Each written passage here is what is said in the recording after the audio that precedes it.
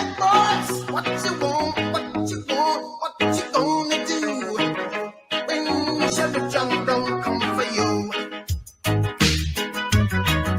Tell me what you wanna do, what you gonna do. Florida man standing in his sunroof while driving his Cadillac down I-40. What you gonna do, what you gonna do when they come for you? Well, hello, everyone, and welcome to my channel.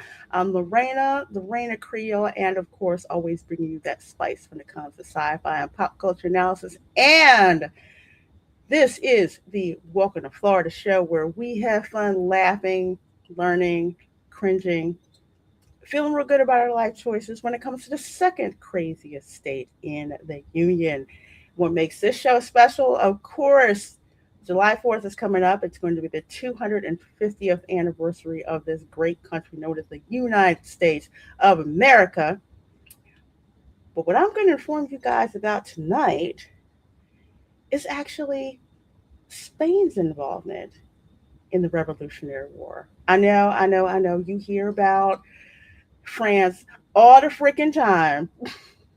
You hear about France helping us out in the Revolutionary War. Well, guess what? Spain actually helped us in the Revolutionary War. And not only did Spain help us out in the Revolutionary War, I have two ancestors of Spanish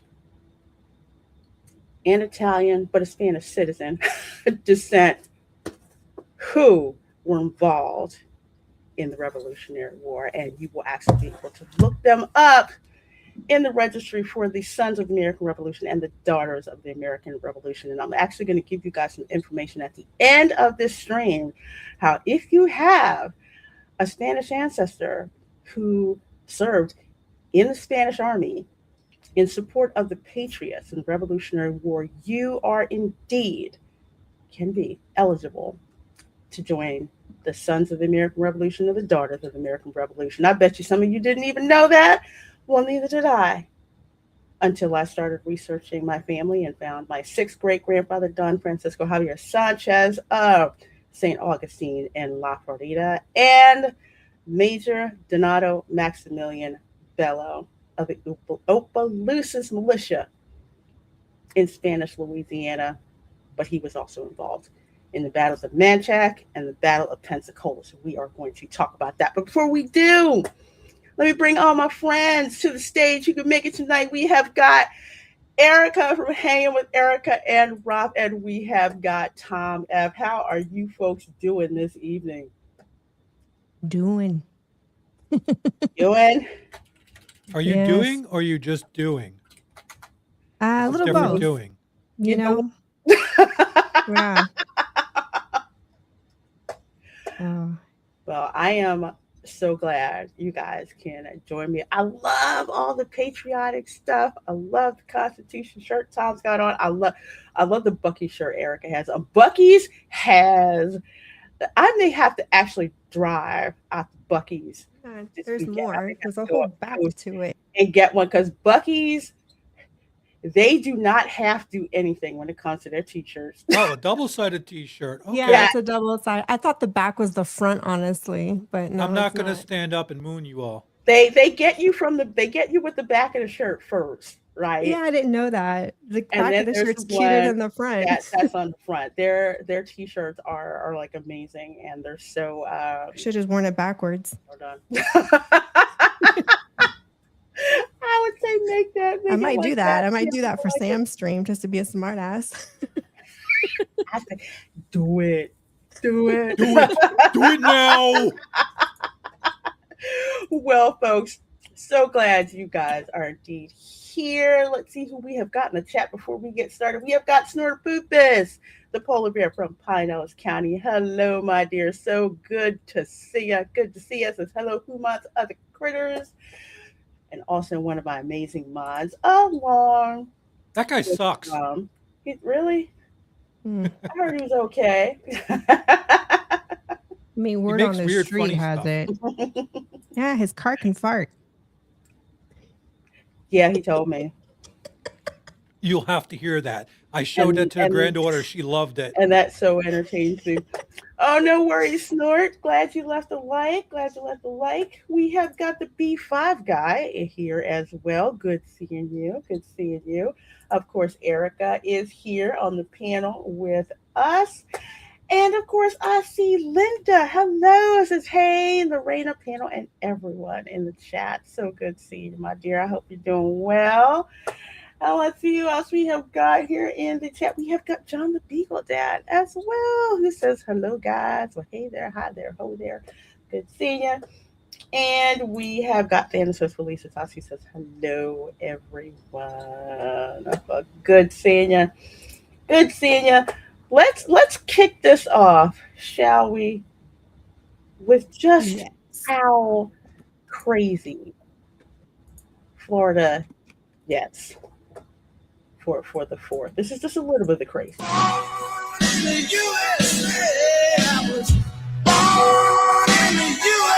And I'm going to mute it because I do not want that jackass Bruce Springsteen copyright claim with me. But this is a normal sight down here in this state. People with big ass flags. That's normal though. I see that all the time. Yeah, all the time. It's even funnier when they do it on golf carts. Oh my gosh, yeah. Because you're just waiting for one big strong gust to go, and they go fly over. Isn't that as big as the flag with the Florida man gif, where he's out in the hurricane and he holds the flag? Yeah, this is what we do down here, and it's even funnier when you get the cars that have flag on both sides, not just one, both sides of the car going down the highway. Oh, we saw a car like that earlier today. It was this little like Honda Civic, and he had these like big suction cups on the back of his the back windshield, and this massive American flag just from the wind. And we were like, okay, welcome to Texas. Hey, and the funny part is that Honda's probably made in Maryland. Probably. That was quite the sight, though. Man, that's huge. Hey, Amanda, good to see you. Says, hello, lovely LaReina. Practically perfect panel and cheery chat. Happy 4th of July. Yes, happy 4th of July indeed. Fairly normal in Texas, too, at least if you're not in Dallas or Austin. Austin is very strange. Well, no, Austin is kind of like Philadelphia, where it's like there's Philadelphia that's like absolutely blue, and then there's the suburbs around it that are red. But it sucks that some of the suburban counties, like the one that I lived in, the congressional district, has part of Northeast Philadelphia in it. So we're always fighting libtard votes from Philadelphia. Oh, I freaking hate that. That's Philadelphia. Yes, it is. Philadelphia. I noticed y'all cleaned the place up for World Cup, though. I saw them people down there, and it's only skin deep. It doesn't go past that. They kept that thing in Center City because they'll keep Center City clean, but North Philly, screw that. It just stays looking like Afghanistan, you know. With a light dusting. I mean, I'm surprised. Well, they got to South Philly, which is, they caught it on a good night. Today, Sunday. No, today, Wednesday, because the show is now on Wednesdays from now on, because your girl got a part-time job that I'm working late on Sunday. So we switched it over here to Wednesday. So if you guys are on the replay crew, thanks so much for being on the replay crew, and drop a note in the chat, basically, hey, hashtag replay crew. Wednesday nights with me are hard sometimes, so I had this point. Yeah, I'm glad you could make it. It was one of those things where it's just like, okay, what night is it going to be? Because of course, Spice Lounge is coming back. That's Thursday. So it's just like, okay, what show? So I decided Wednesday, because when the Dark Council has their show every other Wednesday, I can just roll you guys from this show on over to cool. Which means I can actually watch again. I'm in the States. And I can just roll over there with you. Yep, just roll over that way. and actually watch and listen in, man. Mhm. You were a night owl anyway. You were up watching stuff all the No, time. I know, but it was still difficult because my cap was like 3 a.m. No later than 4 a.m. in Germany, and that was like, and they were just getting started, on Dark Council. So I would watch maybe 30 minutes and then just. Oh, you got a full-time. Oh, I'm glad you got a new full-time job, my dear. I'm so glad you do. Nice. You did. That's awesome. Yeah, I am somebody had a lapse in judgment and decided to give me a job to be an assistant part-time pre-kindergarten teacher. Oh, Oh, the story. what you gonna teach the little boogers? Oh my gosh. I got some Yes, skills. I no. got some skills. Can we teach them how to hack? I'd do it. Yeah. This is the color yellow. Guess what it is in hex code? Oh my Oh, glad you do. Glad you like the setup. Yeah. Shout out to Dark Council. That channel spawns so many channels nowadays. Yeah, I keep forgetting.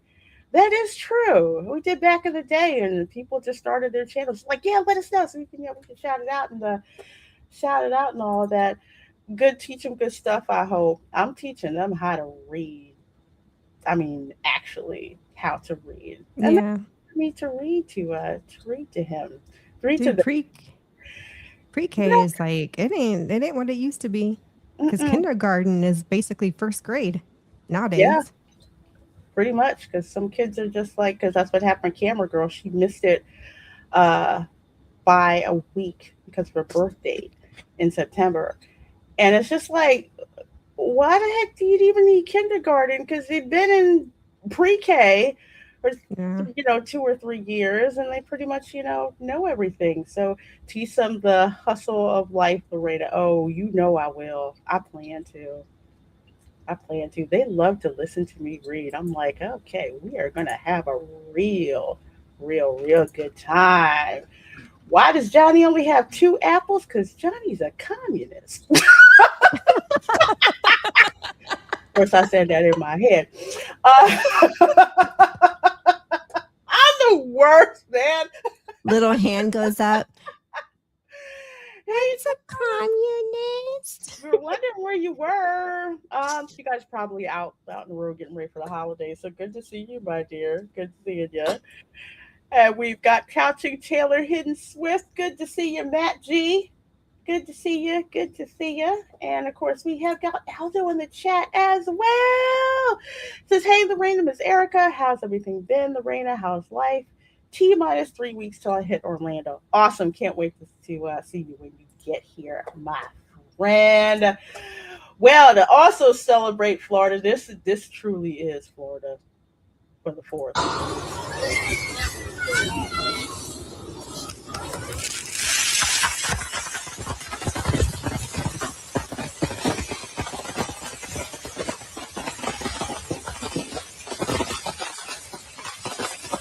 No lies detected, okay?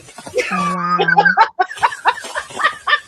Man, I still got PTSD from almost burning down mom and dad's house. They used to stop. You let me know if this was your experience too. Okay, first of all, you went to go get the fireworks, not the little sparkler Right. things. I mean, the stuff that could take your hand off if you didn't do it properly. I mean, all kinds of just stuff that was absolutely freaking dangerous. Because that's what you did, In addition to some idiot relatives decided they would, shoot guns up in the air. Duh, the bullet comes back down with that, neither here nor there. But yeah, lots of fireworks. A lot of them not legal. Oh yeah, absolutely. That thing's basically a flamethrower. So I'm just looking at it going, all right, that's Darwin waiting to happen. But that's like how that is literally like how it is. Like I had to light the fireworks, but of course I would actually read the freaking directions before Yeah, but lighting. are you going to sit there and No. hold the damn things? No, then again, that's why they Mm-mm. made me go and do it because my other cousin, I'm sorry, this is what your parents told me. They're not too smart enough to figure to read the darn directions. So you're gonna have to go and light it. Because you know I like light it and then it would like some of them they were kind of like duds or like, okay, Mm-hmm. don't It always don't sucked and don't it was a dud. don't go touch that. Don't poke it with a stick. Go tell Uncle So and So to come out here and and check it out. But man, I would set off some crazy ass fireworks. They're the ones that would change color repeatedly. They're the ones that would spin on the ground and make those like loud noise. Yeah, they're absolutely loud. And the same thing here, man, in Florida, they start setting off fireworks 10 o'clock at night, 9 o'clock. I'll say nine Dude, o'clock they've at night. already started here and it's not even the 4th yet. No, For the last 2 Same. days, that's all we've been hearing is snap, crackle, pop. Rice Krispies? Mm-hmm. and it's the 250th. It's gonna look like daylight. Mm-hmm. All the darn fireworks that are gonna be going off. Yeah, this is what we do. I kid you not.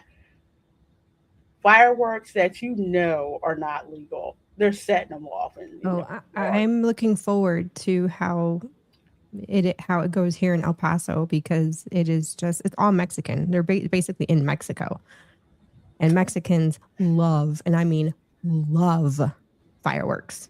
oh, they So this is do. going to be interesting to see. Dominicans love fireworks. Oh my god! And we're all in the same darn state.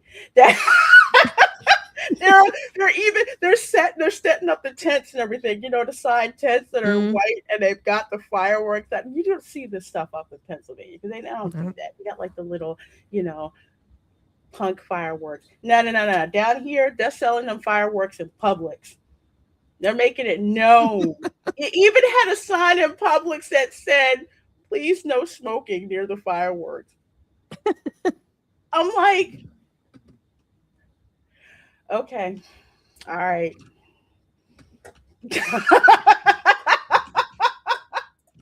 It is Saturday full weekend. It is seriously gonna be lit down here. I cannot freaking wait. It's always crazy with the fireworks down here anyway, in general. 4th of July is insane. 4th of July and the 250th anniversary of the founding of the United States. Yeah, but did you hear what these idiots want to do? But No. Some of them, they're talking because we're under a drought that they don't want people doing that, and they're going to try to fine people. Yeah, good because that's luck. going to happen. That's Good really going to luck. deter them. Snitches get stitches. I'm just like, Yeah. I could see them doing it in Orlando. I could see them going after people in Orlando. I could see that. They're not But you're going not after going them to, in Pine Hills. I'll say that much. it's like, I'm thinking of all the places like, okay, if you live in the middle of nowhere and your neighbor rats you out, Hmm. okay, fine. But how are they going to catch these people? They're not. This is the wrong state to try and do that nonsense. Mm. It's not. It's not going to work. I mean, you may get away with it in Winter Park, but nowhere else. Oh, not in My Florida. town, they might try it. I wouldn't put it past them here. Man. Aldo says last year I went to Marina Del Rey for fireworks because they said it's one of the best places for fireworks in LA, but it was ass. No fireworks, only firefly looking booms in the distance. Yeah, I could have told you that. LA and fireworks, here's the thing about LA. Their fireworks suck. Unless they're shooting a movie. Because one time I woke up at 1 a.m. and you could have swore it was the 4th of July in Florida. Why? They were shooting a movie. So they can do it. They just don't, they just don't want to. Fireworks in LA suck. They suck. Even the local radio station, I think, was it Power 95? I think it was. Big Boy and the rest of them were roasting LA for how awful they were at freaking fireworks. They started 2 nights ago. I feel bad for all the animals. Yeah, my cats know. They just go and they just hide. They just hide under the bed, and it's a shame because not getting any rest. Expected to reach 2 billion in fireworks sales, and that's just the commercially bought ones, not the homemade fireworks. That Oh gosh, no. Mm-mm. is true.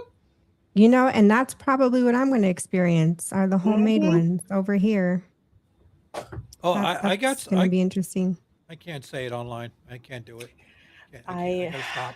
Some of them around me, they got homemade fireworks, and you know they are. You know they are. And in Chile, they banned New Year's fireworks for the dogs. Mm. You just get your pets like a little safe retreat area. They pretty much just go in there and stay. But No, Otis tries to crawl through you. Same thing with Kira. He really, can't get any closer on the couch than he is, but he's gonna try like hell. Professor X is so freaking old. He's like, look, I'm just going to hide under mom's bed. It's comfortable under there. I'm not doing anything. Stitch, yeah, he's probably gonna freak the heck out. Might as well not enforce in Palatka or the west side of Jacksonville. Yes, as someone who's had to set fireworks off in Palatka, Putnam County don't give a damn. Okay, they really don't. Not at all. We have 2 dogs. One does freak out over fireworks. The other one doesn't. He freaks out if someone just passes our front yard. Well, more like go on bark guard mode, like a typical Chihuahua. Hey Rose, try mating a Chihuahua with a friggin' pit bull. That's what I Yeah. have for the one dog. Yeah. She's a Chihuahua. Ah, She's okay. cute, but boy, does she have some friggin' mental issues. Oh my gosh, she is, She's man. something I else. can't. She is so loud when I go. Whenever I go to visit Tom, she'll bark when I get there. Bark if I move from the kitchen table. Bark if I go in another room. Yeah, she's barking at you as she's pet me, pet me, pet me, pet me. Mhm. It's like, yeah, Yeah. we know she's here already, dummy. You could stop. Well, a little information here. Florida state parks are free this 4th of July weekend. So definitely do check it out. There is waived admission. And yes, it is for Florida residents and visitors. So, yes, free for everybody. The state parks, which includes, if you were in St. Augustine, the Castillo de San Marcos. The parking is ass, but just park in the darn garage. Pay the $15. Park You don't and have stay to there. if you have Go a walk. certain handicap sticker. This is true. Mm. This is true. So you got the Castillo de San Marcos that you can go to. Whole lots of state parks that you can go to. So definitely do check those out.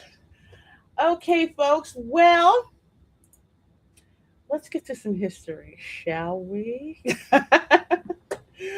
We're going to get to a little bit of history, of course. We're going to be talking about 2 of my ancestors involved in the Revolutionary War. First one we are going to talk about, of course, is going to be Major Donato Maximilian Bello, born 1733 in Coran in the Kingdom of Naples. It's in Italy, but at this point in time, Spain actually, quote unquote, owns it. So if you hear anyone talk about, yeah, their ancestor was born in Coran, Italy, Naples, we're usually descending from this guy. Since and Sam actually talked about this, because borders of nations change, over time. Coran now is known by a different name, but according to what my fifth great grandfather put on his marriage certificate to Suzanne Moreau, he was born in the Kingdom of Naples in the town of Corinth. So that's how that works. So, anyway, Major Donato Bello, Spanish militia commander and patriot of the American Revolution, and he is also my fifth great grandfather. So, for some folks who do not know, dang it, I want to go back. Okay, can I go back? Can I go back? It won't let me go back. Okay, well, that's okay. I'll go back. There we go. Anyway, so for some folks who do not know, a little bit of background. Yes, Louisiana was French. However, at the end of the 7 Years' War, known here in the States as the French and Indian War, let's see, no, was actually before the French and Indian War. I believe. Yeah, it actually was. There was some kind of back deal that went on. So a lot of the Acadians that got burned out of Quebec and Nova Scotia by the British, they either went to Haiti or they went to Louisiana, thinking that it was still French. Well, Hmm. it wasn't. There was some backdoor deal where New Orleans went to Spain and Louisiana went to Spain instead of France. So the Acadians got there and it's just like, what do you mean it's Spanish? They're just like, yeah, it's Spanish. But Spanish government says, here, you get land, you work it down in the swamps where we don't want to go in the bayou. So they took it, boom, they were gone. So my fifth great grandfather came over from Naples over here to Spanish Louisiana because he was an officer in the Spanish army. Even though he was Italian, that part of Italy was governed by Spain, so he was in Spanish army stationed at the Opelousas outpost in the militia. Opelousas, which is actually north of New Orleans. I heard there ain't nothing in Opelousas.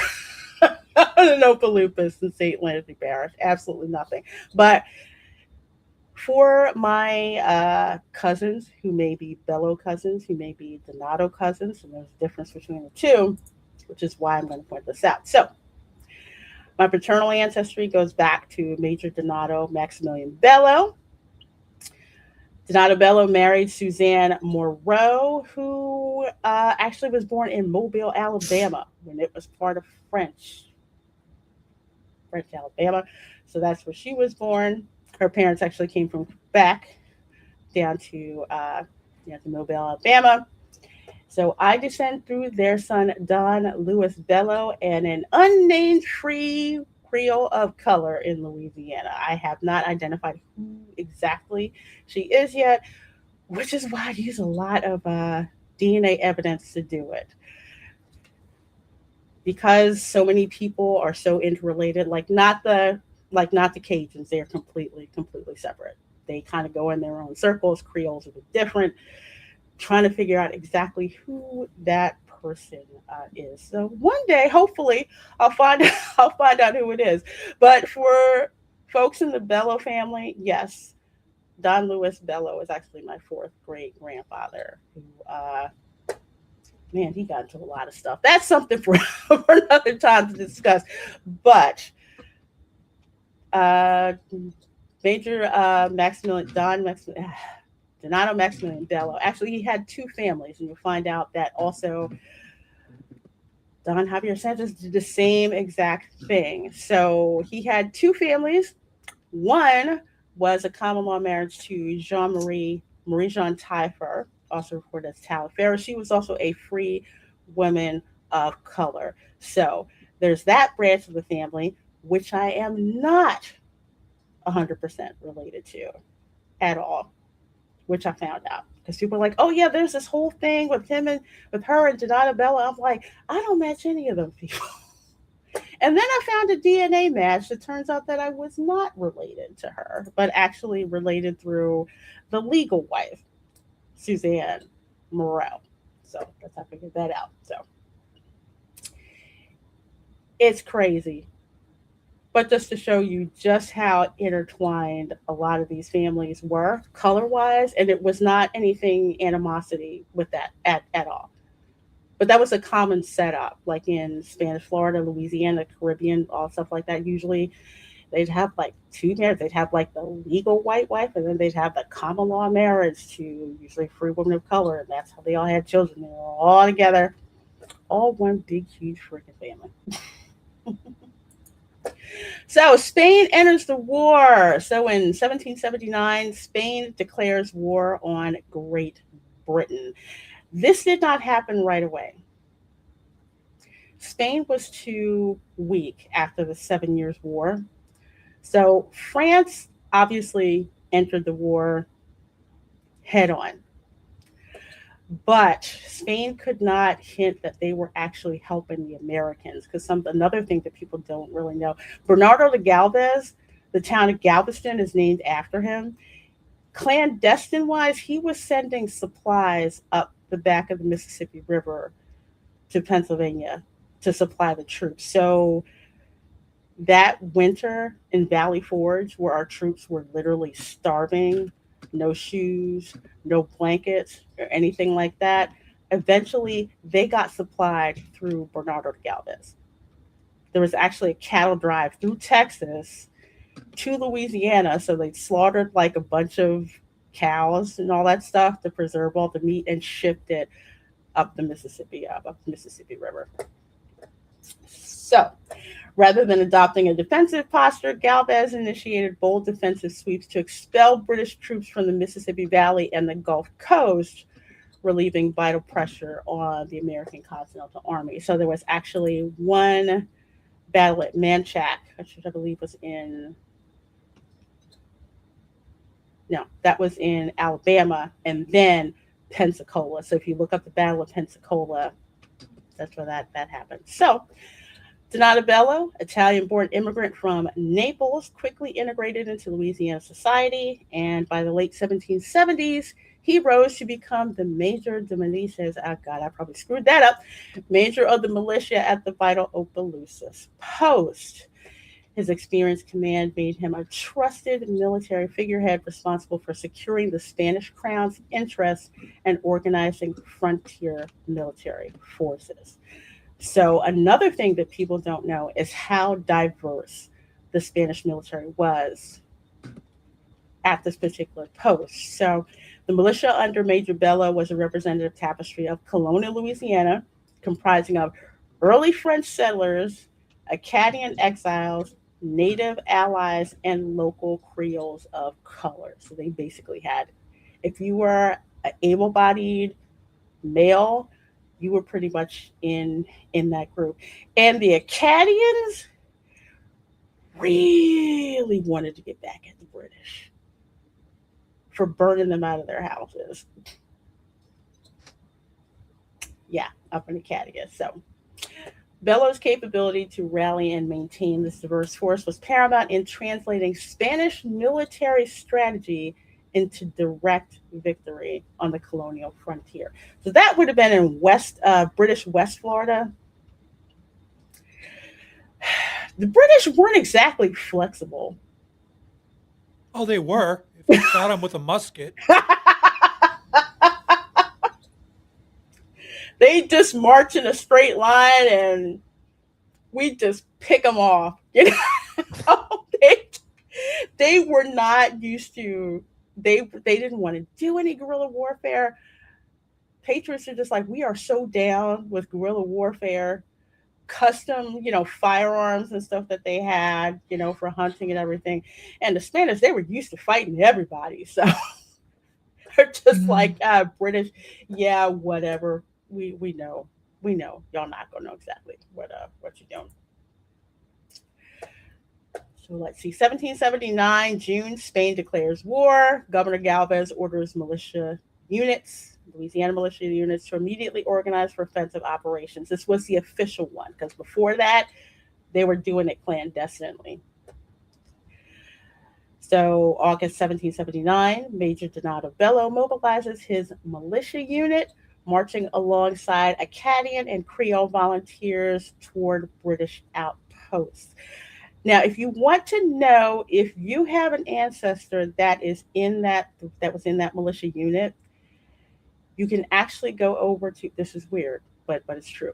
Go to the Archivos de Indias. I forget the exact website, but it's the archives are over in Spain, and they have the archives of just a whole bunch of stuff and registries from the Americas.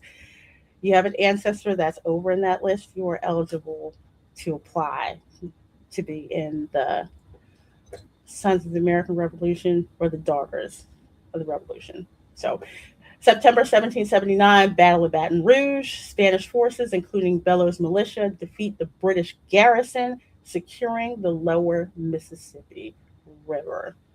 1780, 1781, Galvez continues his campaign eastward, capturing Mobile and Pensacola, fracturing British Gulf Coast operations. So, even though this side of my family is from Louisiana, quote unquote, they were involved in fighting in British West Florida because Mobile was a deep water port and Pensacola was a deep water port. So they had that all secured. I see all kinds of people just coming in here. Let's see. I see Keely Chow is here. Good to see you. Other States of America podcast. It's all before this. I'll have to check that one out. There's so many cool history podcasts. And let's see. Spanish like a good fight. LOL. Yeah. Because remember, they lost. Oh my gosh, what is it? They lost Florida due to the 7 Years' War. And Spain was broke. That's the other thing. They were freaking broke. But the Revolutionary War was a proxy war, and a lot of people forget this. It was literally a proxy war. Once the Americans proved that they could actually fight and win battles, and everybody started to jump in. So here's the militia on roll. Of course, Donato Bello. That's my ancestor. He was a major at the Opelousas militia. Militia commander, led campaigns securing the Mississippi line. Michel Brignac, militia infantryman, participated in the offensive capture of Baton Rouge. Laurent Dupré, oh God, my French is really bad. Active service in Spanish frontier defense under Galvez, and Pierre Primo coordinated post operations under Major Bellows' command. So that's the whole enroll that's there. All those guys. He is buried in the Old Church Landing Cemetery in Washington, Louisiana, erected by the Sons of the American Revolution, SAR. A dedicated plaque honors these 11 Spanish colonial militia patriots for their pivotal actions in the defeat of British forces on September 21st, 1779. It also helped they were fighting the British. France and Spain seemed to never say no to a fight against the British. No. They were just basically like, let me at them. Pretty much for the most part. Although this is the other side of my family. This is the line through Marie Jean Tyfer. So Donato Bello's eldest son, Martin Donato, inherited a crap load of money and land and slaves from Donato Bello because he was the firstborn son. Although he wasn't the firstborn son of the legitimate way, he was still the firstborn son. So he was actually recognized by Donato Bello, so that's how he got like all of this freaking money. And there's a whole branch of the family that descends through this guy. So for people who try to say that, there were people that they paid to get their relatives out of slavery, I will say that Martin Donato did no such thing. The only person that he freed was his son through one of his mistresses, and that was only when he died. So there's that. So again, because Major Donato Bellows, his service is verified, his active military service is verified. That's why I said if your Spanish ancestor is in that militia role over in the Archivo de Indias, that's recognized. You are eligible for membership in DAR, Daughters of the American Revolution, and Sons of the American Revolution, because they recognize Spanish military service. That's listed in the role. So, anyway, strategic victory, campaigns led by Galvez and executed by frontiersmen like Major Donato Bello diverted thousands of British troops, secured vital supply routes along the Mississippi, and provided indispensable to the ultimate success of the American colonies. And I bring this up to say for a lot of people who do not know, you had people who were fighting for America before America became America.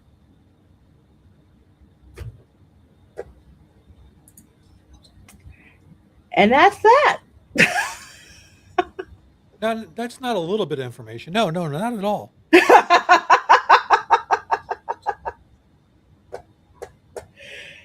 Yeah, it's quite a lot. Again, research that I happen to dig into, because you have some people who their history is like, if they go from like 1776 and back, most of it's in the British American colonies. Mine is not. I need to get my DNA because it could be interesting. I haven't done it because they got enough crap on me already. I don't want them to have the rest of my DNA. So I don't think you're going to beat all the human trafficking I've got. yeah, it's not an idea of beat it, but it's my, it's got some interesting parts coming from my mom's side that we don't know much about. The both parts of Italy, north and south of Italy, and before that, my dad's side we pretty much know. I don't know my mom's side, so it makes me wonder because I'm supposedly half Italian. I say definitely. Definitely do it. You don't have to tell people what the results are if you don't want to, but it's definitely been helpful. And one of the ways that it's been helpful for me is when I find out just how long my family's been in this country, and just all of the different people that came here. It's very interesting finding out all their stories. It just truly is. But just to show you guys a little bit from this side of the family, so this one here is like my third great grandmother, Hannah Price. Reportedly, she was also a free woman of color in Gulfport, Mississippi, which is about 50 miles away from New Orleans. I know because before the casino showed up and I'd go visit relatives in Gulfport, Mississippi, I wanted to go to New Orleans because there wasn't crap to do in Gulfport, Mississippi whatsoever. So Don Lewis Bello is actually her grandfather. And that's kind of how we go back from there. Major Donato Bello, his father, Victor Bello, who was actually, I believe he was a merchant. And that's about as far as I've been able to go with Victor Bello. There's other additional names, but some of that is urban legend, which I haven't verified. So the only thing that I know for sure is Victor Bello from Naples, Italy. And probably why I cannot stand Northern Italian food. I have a visceral reaction. Menza. I have a visual. I mean, I can't explain it. Well, I mean, I can now, but it was just like I don't know what the difference is. I don't know that much about it. Italy. It's more. Tom can probably speak more to it, but it's more like it's more cream based. Southern Italy. I like that. It depends on my mood. Depends on my mood. It's like there's more feta. I have more feta and Sicilian, so I got both sides. So there you go. Like a thicker cream with pasta? Yes. Yeah. Okay. Yeah, thicker cream because they're like on the border of what is it? Like the border with like France and Sicily and Germany. But yeah, it's a lot of it's cream based, more like casserole. It's not Hmm. it's not like oh my gosh, what is that darn seafood stew with the mussels and stuff in it? Oh, I don't do Um seafood. I haven't I had don't that do um in a long seafood. time. it is so Yeah. darn good. That squid pasta, um a lot of it like with a lot of the red peppers and stuff in it, That sounds Japanese. You know, Neapolitan I pizza. wasn't hungry. I'm going to be hungry again. Oh, The place where cannolis came from. I bought a um Southern Italian cookbook, specifically Campania region in Italy cookbook. And every single freaking recipe in there, I'm like, I gotta make this. Or I'm used to this. um, It's like it's you would like you would a like lot of terramina. a lot of I mean there's chicken dishes too, but a lot of it's a lot of seafood.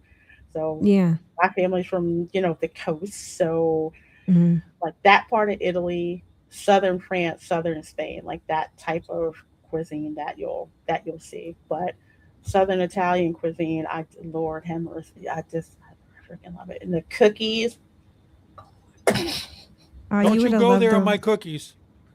you would I have loved the want to. restaurant we went to in Germany. The family was from Taormina, Italy, Hmm. and so everything was like from the island from Taormina.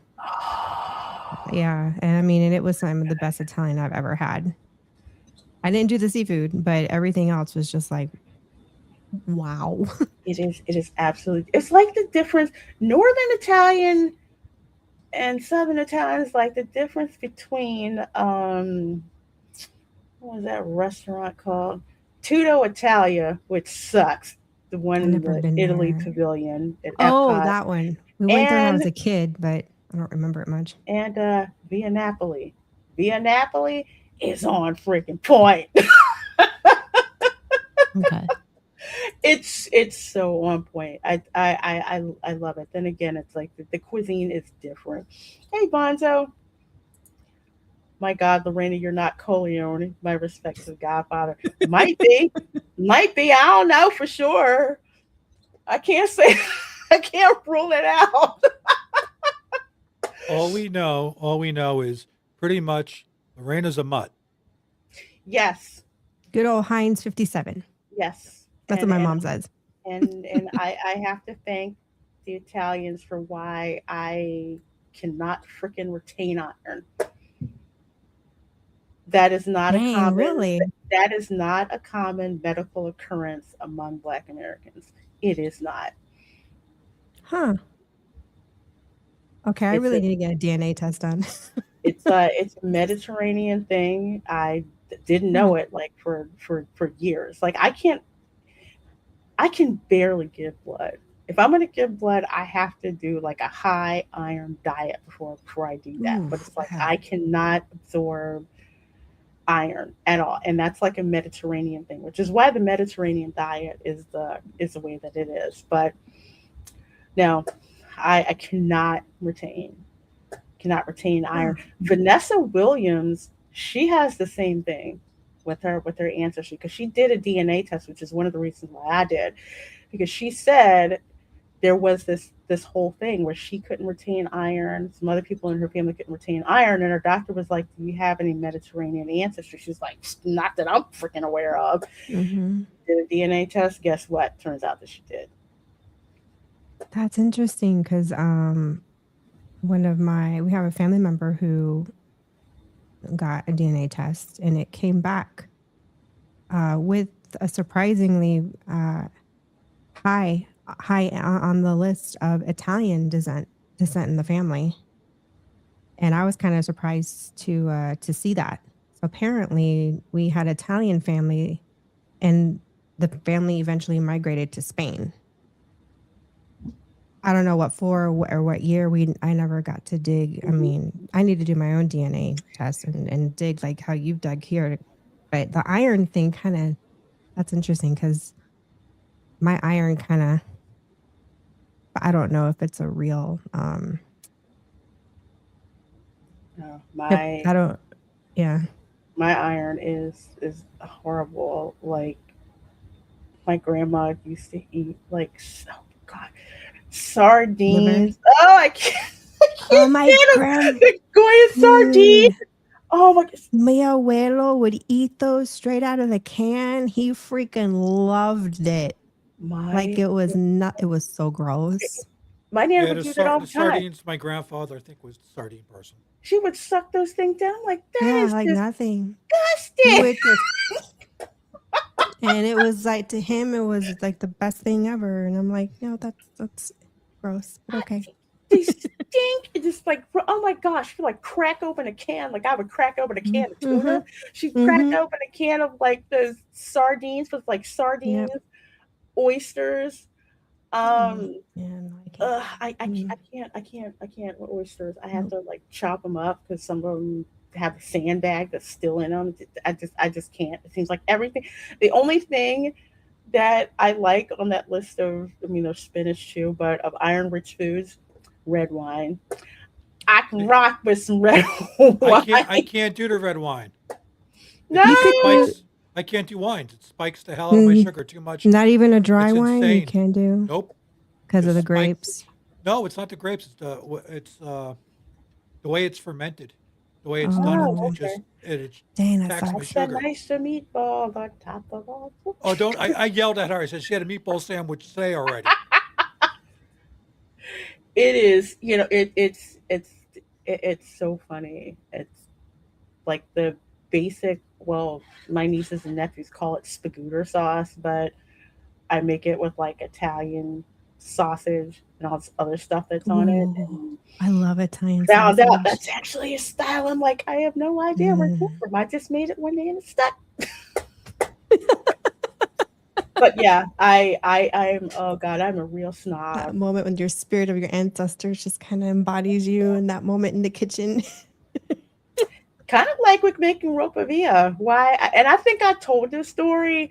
Oh my gosh, it was so darn funny. I made it once and I was like, I don't know how this is going to turn out. And man, it was good. It was like on point. And Ralph's like, I don't know. He's like, you are your abuelo's granddaughter. He's like, clearly the cooking is there. Gone into you. I mean, because I went to this restaurant in was it Cuba Libre, which is in Philadelphia. I swear it's a tourist Cuban restaurant, literally, which means spice level's freaking non-existent. So I order ropa villa, thinking I'm like, oh, that sounds pretty good. I'll try that. Yeah. I took one bite and it was so freaking dry. I swear my Cuban ancestors started cussing the cookout. No. It was like you can use it for kindling. It was so freaking dry. No, it's not supposed to be dry. It's supposed to be really like a stew, like wet and I Yeah, it's mean melt in your mouth, supposed to and the be like flavor with the the seasonings are yeah supposed with to just explode in your mouth. no, this did not. This made me want Oh, to explode by spitting it out. That was how dry and not flavorful it was. And I said I could make this better from scratch, which I did, and my family loved it. I'm like, how the heck did I figure out how to do that? I go, well, yeah. I made mine. Well, I did mine in the pressure cooker, and it came out perfect. I put it in the crock pot. Crock pot, yeah. Yeah, I make it in the crock pot. So that's like a family staple. I have to make roperia, and then it has to go like in individual You should containers in the freezer. try making bistec en cazuela. What's that? It's the translation is steak in the pot. It's basically the same base, like tomato Yeah. base, but you're using like a very thin, rolled out, like sirloin beef steak. Now Ooh. you can also roll it in ham and put toothpicks in it and let it simmer, slow cook in the same tomato based sauce. Because that ropa vieja tomato based sauce is a good base for almost for those types of dishes. You got ropa vieja, you have bistec en cazuela, and the rolled steak, which is another form of bistec en cazuela, just with ham rolled. And Okay. boliche is another one. If you ever had boliche, I've is heard Sounds I've another. like a heard of laundry that. detergent. I've heard of It's not. It's a little beef round steak with a little salchicha in the middle, a chorizo in the middle, and that is like off the chain. It is so amazing. The only thing I don't like is chorizo, and I that love is chorizo. that. The reason I don't like chorizo, I have the Creoles from Louisiana to blame for this because the Spanish brought over chorizo. So Mhm. somewhere between the Creoles and the Spanish, we kind of like look, this chorizo sausage is kind of flat. So we came up with something called andouille sausage. So it's literally chorizo, which is the chorizo sausage is like Mhm. really small and like really, really freaking hard. It's like it tastes okay, but it's not as spicy as the andouille. So that's how they did that. It's a blend of native spices, Spanish spices, Mm. French spices, and that's how they came up with Wow. andouille. So if I had never tried andouille, You chorizo would have probably been would like okay. chorizo. Yeah, so chorizo, it's I wouldn't turn I it never had down. that, so now I want to try it now. Just You gotta try andouille sausage, and not the Hillshire Farm andouille. no. I don't That's if like. you're stuck. Yeah, Get like yeah. Conica or something where it's small batch andouille sausage, which is oh my I'd gosh. like to find a meat shop, like one of those carnicerias, that a butcher shop, where they make their own from scratch sausages. Mm-hmm. But I haven't found that yet. Not here, anyways. And yeah, my golly, did an English person make it if it was that dry? It was so it was so bad. I don't get I it. Like, how do you get that kind of dish I, so dry? I'm like, I you're would supposed to. It's supposed to cook in basically a very liquidy sauce. Like, how did that? What I did was you do? Leave it on the stove until all the sauce just evaporated out of it? I, I don't know. Or they left it under the heat lamp. I don't know. But it was so wrong. My girlfriend was with me. She was looking. She's like, "Your face.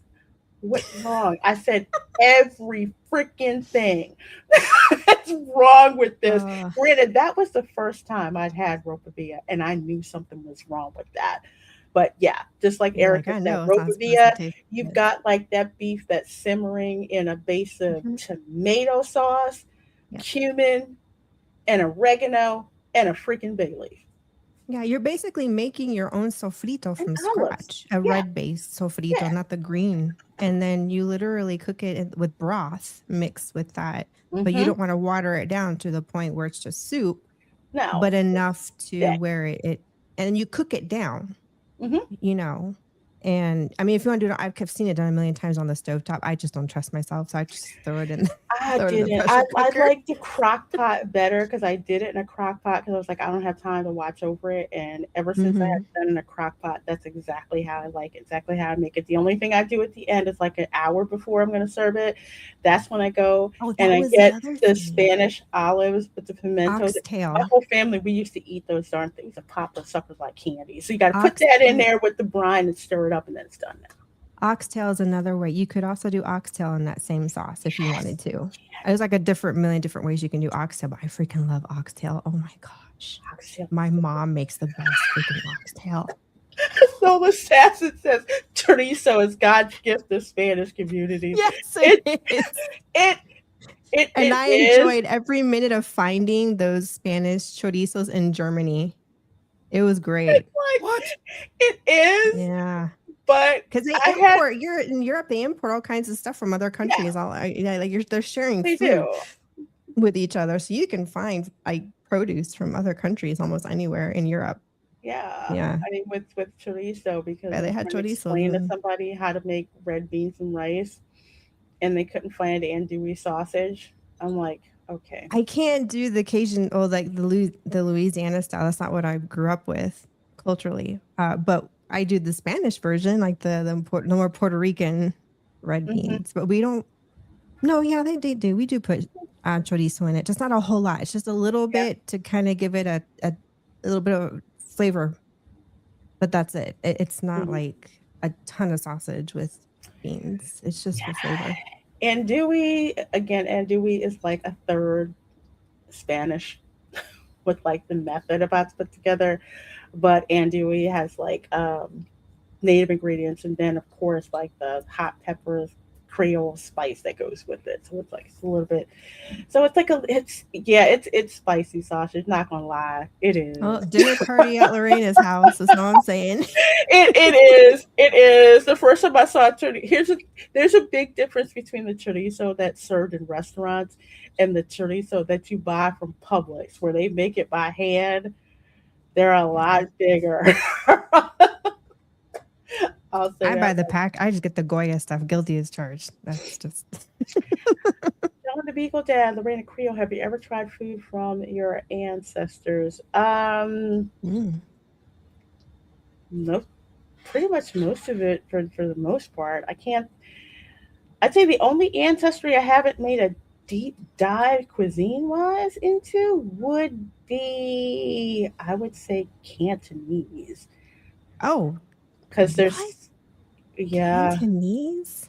yeah, I did not Cantonese know you had and Cantonese. Filipino cuisine. Okay, I blame the Spanish Empire for everything. All right, so the Spanish Empire I love is the Filipino darn food. reason for this. Okay, because okay, China, the emperor at that time, I think the Qing emperor, and we'll get this in a minute, decided that all taxes would be paid for in silver. They did not have enough silver natively in China to cover demand. Japan couldn't fill that demand. So, guess who they just managed to come up against? Who had a whole bunch of silver from mines in Peru? Hmm. The Spanish. So, when the Spanish treasure fleet would come from Spain to the Caribbean, part of the fleet stayed there. Another fleet, which was the Manila Galleon, left on the other side of Panama, went to the Philippines, and then went to China, also known as the Guangzhou region of China, Canton. So apparently, one of my ancestors who had ancestry from Canton came to the Philippines, had a kid with a Filipino woman. That particular person was in the Spanish army and wound up in New Orleans. All of the ancestry that I have from the Philippines and from Canton region of China is through New Orleans. Spanish are freaking everywhere. Also, if you go to the museum at Valley Forge, because we didn't have the US dollar, there was no such thing during the Revolutionary War. The coin of the realm, the British like to say that it was a pound, but it's not. The coin of the realm was the Spanish pieces of eight. So the pieces of eight was legal tender worldwide. That was the first worldwide tender. Spanish pieces of eight, you could actually use that in China, you could use it in the Philippines, you could use it in the Americas. If you go to the Museum of Valley Forge, you will see several pieces of eight, Spanish pieces of eight. You must see that. Pros, awesome food. Cons, lots of dishes. Yeah, yeah. Mm. So I'm looking into that Cantonese and Filipino cuisine. And yes, oxtails are so expensive. It used to be cheap food. No. Not anymore. It's like a once a year or once every 6 months dish now. I don't know. Yeah, I can't believe how freaking expensive that is. But to get to the second part of my ancestry course, there's Don Francisco Javier Sanchez, revolutionary Spanish patriot of St. Augustine, and he is actually my sixth great grandfather. I know a lot more about him than I do about Donato Bello, and that's only because, well, there's a lot of records in St. Augustine for stuff that happened during this period in time. So yes, Don Francisco Javier Sanchez, he got the title of Don from the King of Spain. He was a rich ass cattle rancher. I kid you not. He owned a crap ton of cattle because the Spanish were known for being cattle ranchers. The British, not so much. Not so much. So he was born in St. Augustine in 1736. Don Francisco Javier Sanchez traced his millennial lineage back to the original early 17th century Spanish settlers of Florida. So we are known as the Los Floridanos. So some people will say, I'm Dominicana, Boricano, and they ask me, thinking that I speak Spanish when I really don't, not that good, say Floridano, because that is actually true. The first Spanish families who settled in St. Augustine, their children are known as the Los Floridanos, Florida born of Spanish heritage. So when Spain ceded Florida to Britain in 1763, Sanchez became one of the incredibly rare Spanish citizens to stay behind, swearing a strategic oath of allegiance to the British crown to protect his lands. Now, what actually happened was he was actually the youngest son. So when Britain took over East Florida, all the Spaniards were getting, the Floridanos were getting the heck out of there. And they were all going to Cuba. Well, Don Francisco's brother was engaged to, I forget what the heck her name is, but he did not want to stay in Florida and let her go to Cuba. So Don Francisco, who was 17 at the time, stayed along with his other buddy, Manuel Solana. They stayed in Florida. And everyone else went to Cuba. So what he did was Cubans like selling their land because they wanted to go back to Cuba. They were like, we're not coming back here. The British are taking it over. We're not going. So he actually bought all their land and held on to it. Because eventually when Florida returned back to Spanish hands and they wanted to come back, it's like, oh, how much you want to pay for that? Another way how he got really rich. So when Spain ceded Florida to Britain in 1763, yeah, we already talked about that. Okay, sorry. It's been a long night. Cattle tycoon of Palm Valley. So he really took advantage of the military trade because the British got stationed in St. Augustine, which is to them worse than going south of hell. Think about it. Woolen British uniforms, and you are in that hot ass Florida. They were not used to it. They didn't like it. The British Empire wasn't exactly supplying them the way that they should. And my sixth great grandfather had all the cattle and provisions. So during the 20 years of British occupation, Sanchez leveraged his political neutrality to build a massive commercial empire.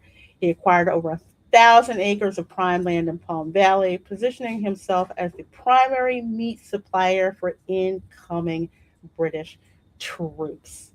And his biggest plantation was actually run by one of his slaves, Felipe Edinburgh, the one that wound up suing him years later, because according to Spanish law, if he paid the cortacion, he was supposed to take it. Don Francisco was supposed to take it.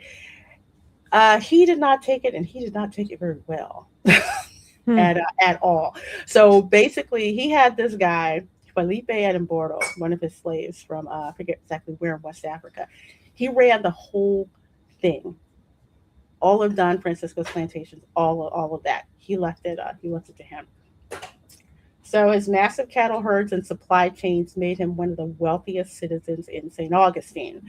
He managed to supply complex supply logistics, securing trade relationships that survived multiple political transfers of power in Florida.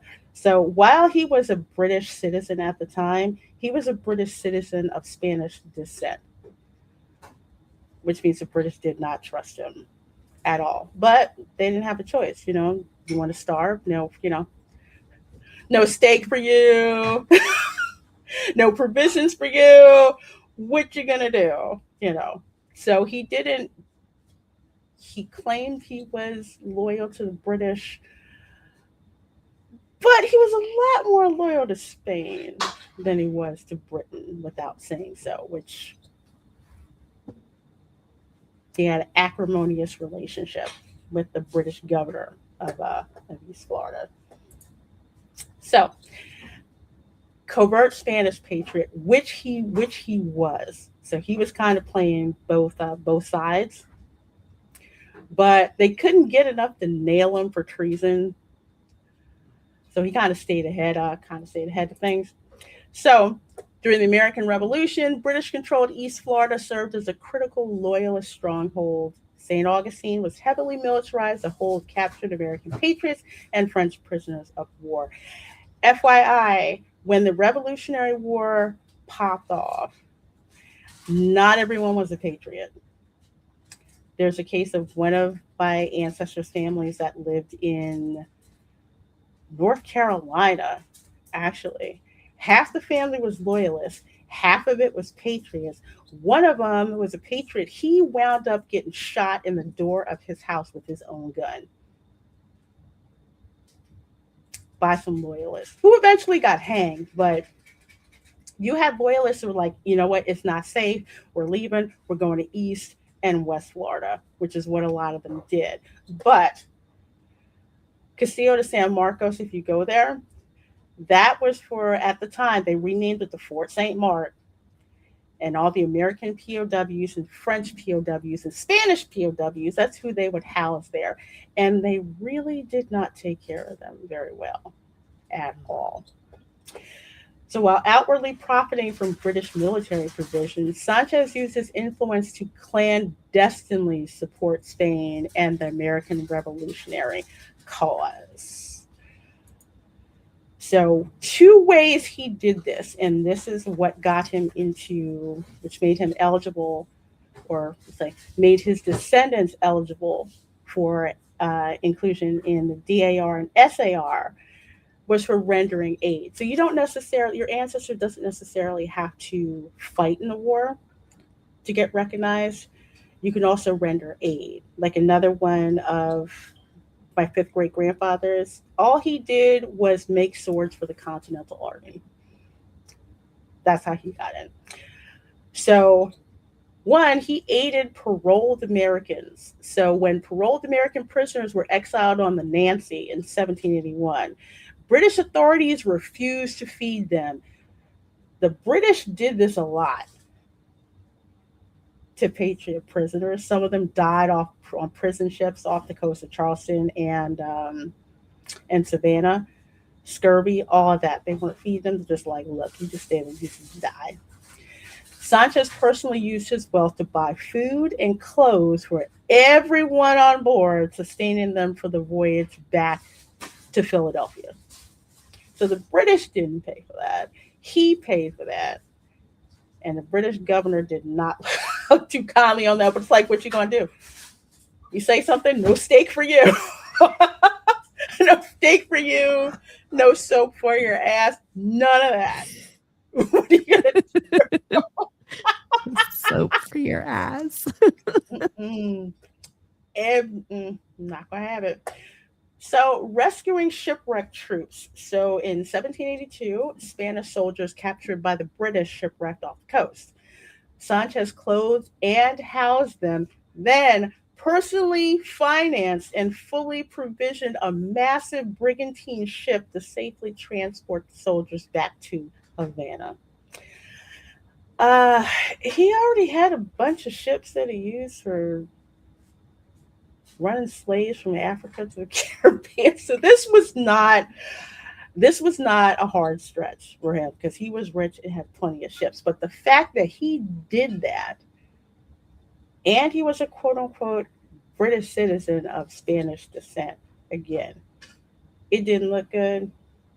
But what were they going to do about it? Nothing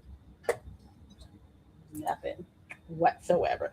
So my ancestor, Don Francisco Javier Sanchez, had the great pleasure of sailing to Havana to tell them that the Patriots had actually won the Revolutionary War. So he was the one who went to Cuba to tell the Spanish government the news that we'd actually won. So a little bit about how my family goes into this. So again, he's got 2 families. He's got the first family with his common law wife, Beatriz de who is actually a free one of a color.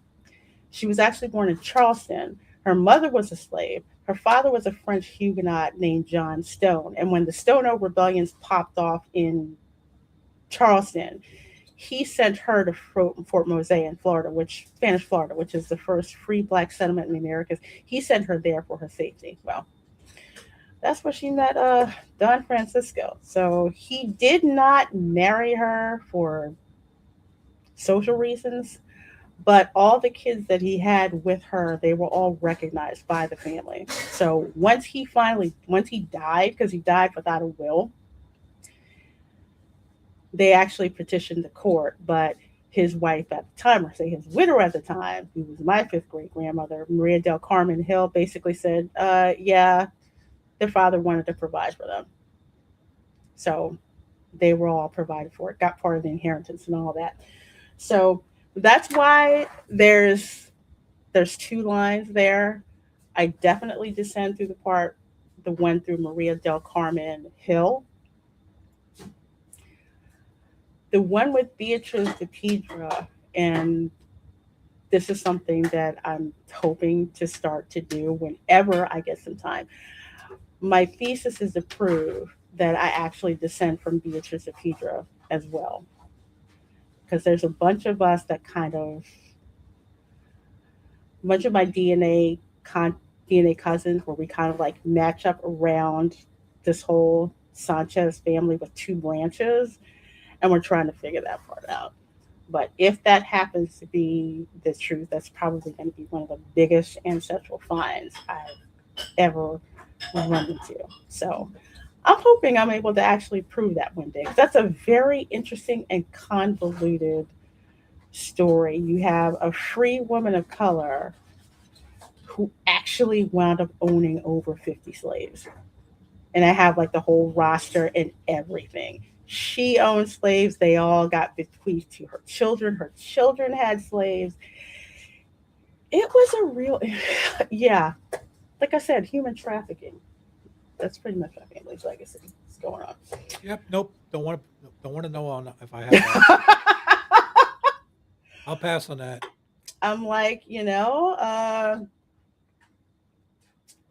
that's kind of how the truth is. It's like there's some stuff where it's just like, man, truth is stranger than fiction. I go into the Historical Society in St. Augustine, and I'm trying to tell these people, and I mean that very politely, I'm like, no, I descend through Francis Roman Manuel Sanchez. They kept thinking that I was descended through Jose Sanchez, which is one of his kids from Beatrice de Piedra, and that's actually a free settlement, I think, up in Amelia Island, I think. So that part was well known. My branch was not well known because after the Patriot War, my particular ancestor became persona non grata. So he and a bunch of Georgian farmers moved to Alachua County. And the rest of they say is history. So I'm trying to explain to this guy, this is my particular branch of the family. And he's like, we've never run into any descendants from that branch of the family. I'm like, well, you have today. So Beatrice de Piedra, that's a common law relationship. The legal marriage, Maria del Carmen Hill, he was 50, she was 17, I think. Her father is the one who killed a man in South Carolina and escaped to Spanish Florida, because there was no extradition allowed. So he wound up marrying her legally. And of course, these are all their kids. Jose, that's the oldest one. That's the one where I think I'm probably related through. Because two of her children died on the same day from like some kind of outbreak. It was horrible. I'm like reading the record, and yeah, they're buried in the cemetery, like right by each other.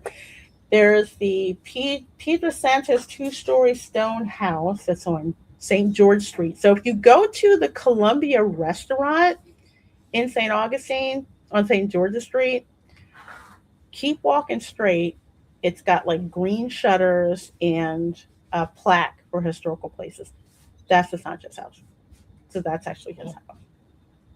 So that's how I remember where the house is, because it's right near the Columbia restaurant that's there. Extensive Florida descendants. It's almost kind of disappointing because there is, but it's hard figuring out who they are. Beatrice, Anna, and Catalina all married Peninsular Spaniards. And the funny thing is, there was some kind of dispensation that had to get written so that their marriage was actually recorded in the white marriages book in the Cathedral of St. Augustine. Yeah, that was weird. But anyway, they married Peninsular Spaniards and they basically left and went back to Cuba with their families. Jose stayed. He married the mulatto daughter of the royal accountant. She died. He wound up marrying one of his father's slaves, freed her, and then they moved to Amelia Island. Let's see. Carmen and Rosario were twins, and they never married. So that's that section over here. The ones in Maria del Carmen Hill are much easier to follow. So I descend through Colonel Francisco Javier Sanchez. That's the one that I descend through.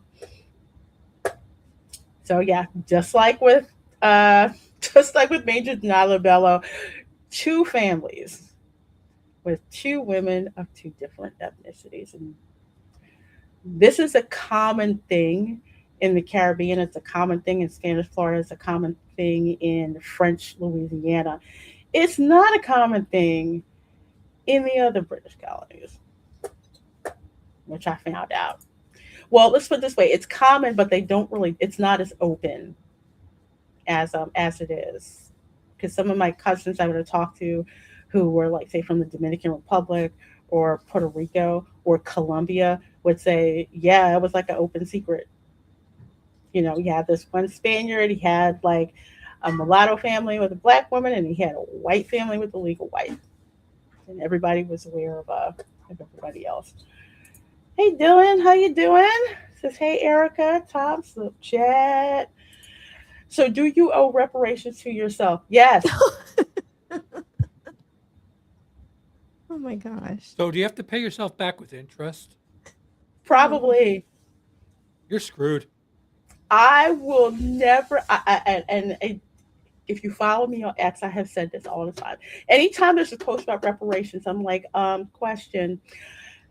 Do I get reparations if I descend from slave owners, or if some of my mulatto ancestors were indeed slave owners because they were? How does that work? Do I pay it to myself? Do I get a tax write-off if I pay reparations to my to my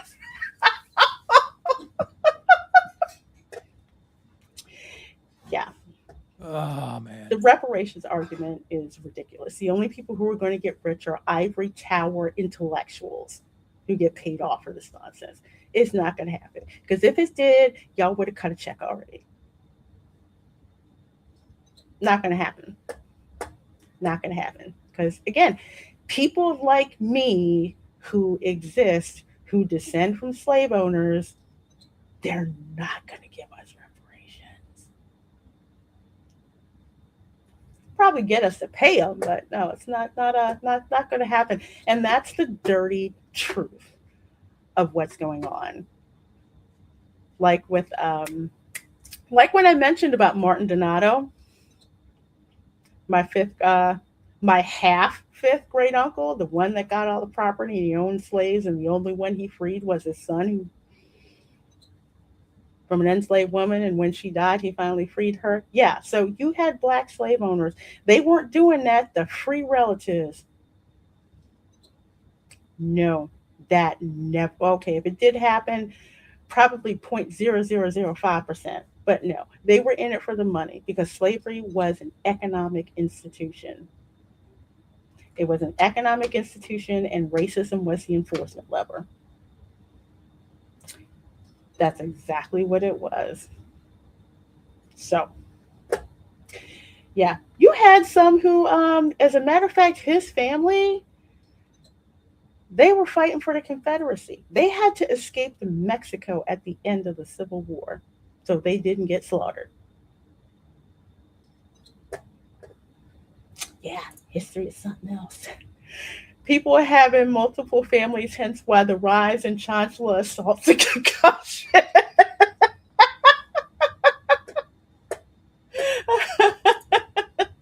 And slavery is still in and around Africa. Yes, yes, it is, but it is much different from the chattel slavery that was instituted. It's one thing when you had slaves who were captives of war, but it's quite another when you're forcibly moving millions of people for the sake of free labor. And that is the difference between chattel slavery and the slavery that we know around the world.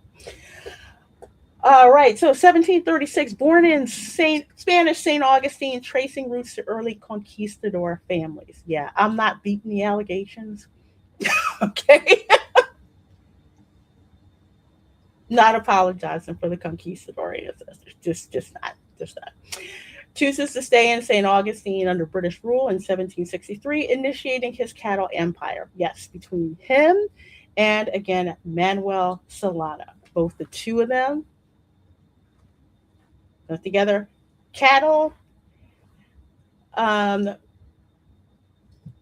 my ancestor was more with the cattle ranching. Manuel Solana was more with raising horses. Either way, they were making money. 1781 to 82, finances and feeds American POWs and Spanish shipwrecked troops. Also, three signers of the Declaration of Independence were actually imprisoned at the Castillo de San Marcos, aka Fort St. Mark.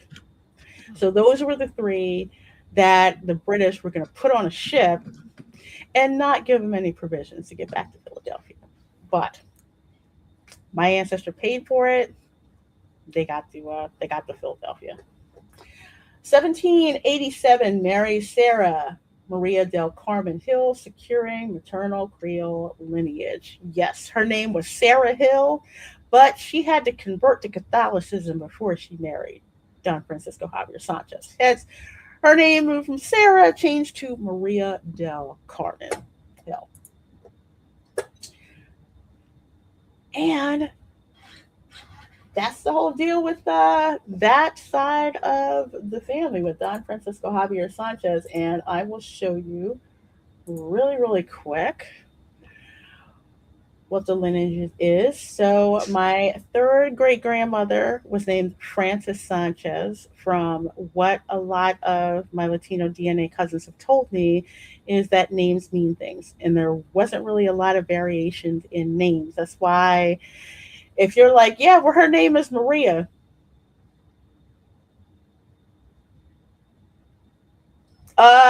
you want to be a little bit more specific than that. But I'll say the Puritans, the Pilgrims did it too. Names like Mercy, Comfort.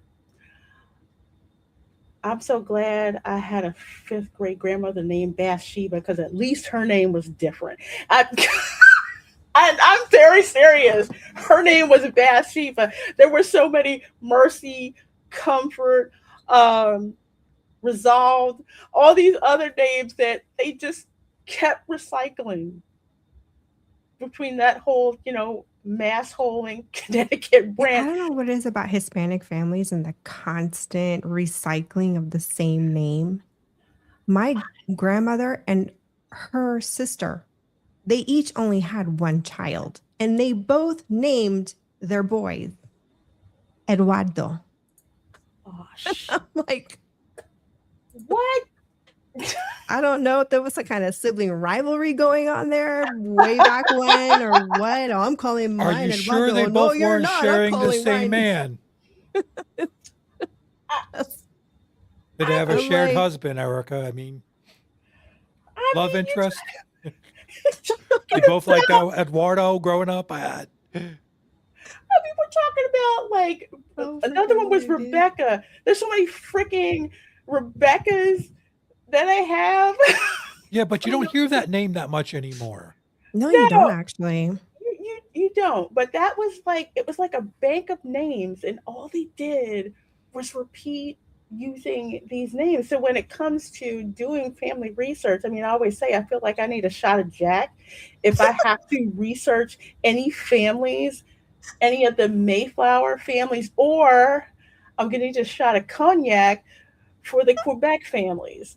I don't even want to step in that. I don't have a good. I would make notes whenever I put together a family tree. Like, okay, this is this one, but this one, Mary so and so. I mean, they just did not recycle names, and even more so with a lot of the Spanish and Latino names. And God forbid, it's not just one name. You got like three of them. If you don't have them all right, you're not going to get the, the right person. That's the other thing, that I found out. But so this is Francis Palmer Sanchez. Francis Sanchez. It's like you know this name. It's Francis Sanchez.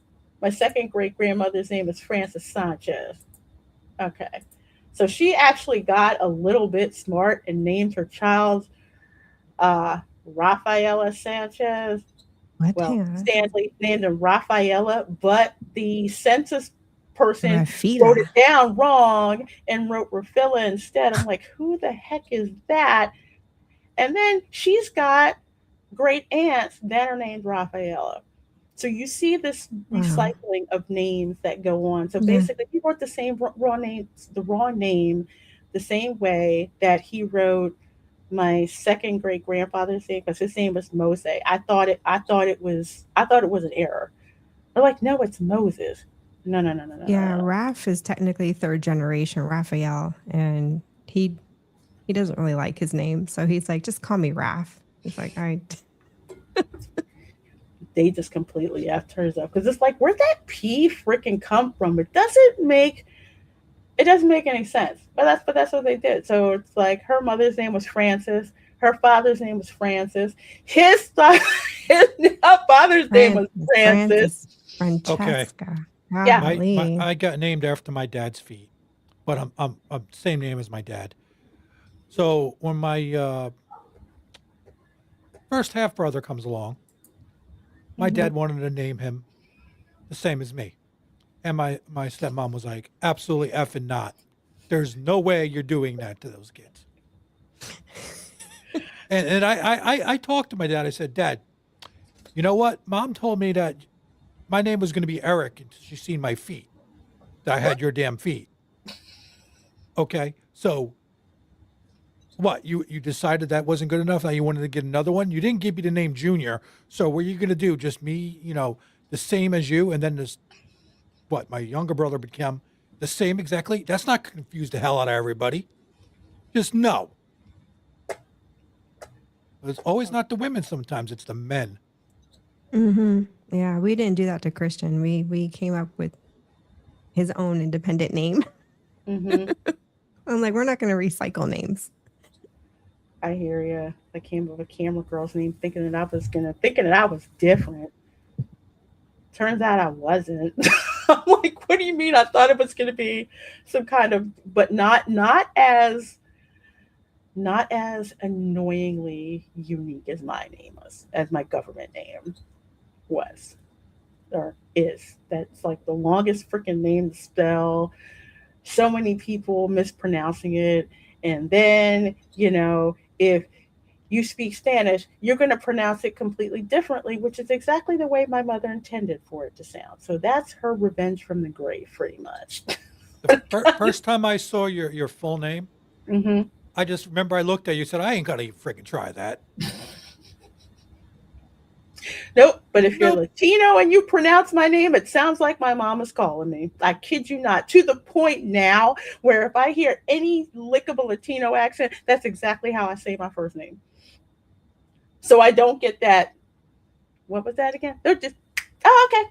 And I'm like, okay, that's Yeah. okay, Ma. I get it. I get it. I get it. I get it. But yeah, here's all the people, all of them together.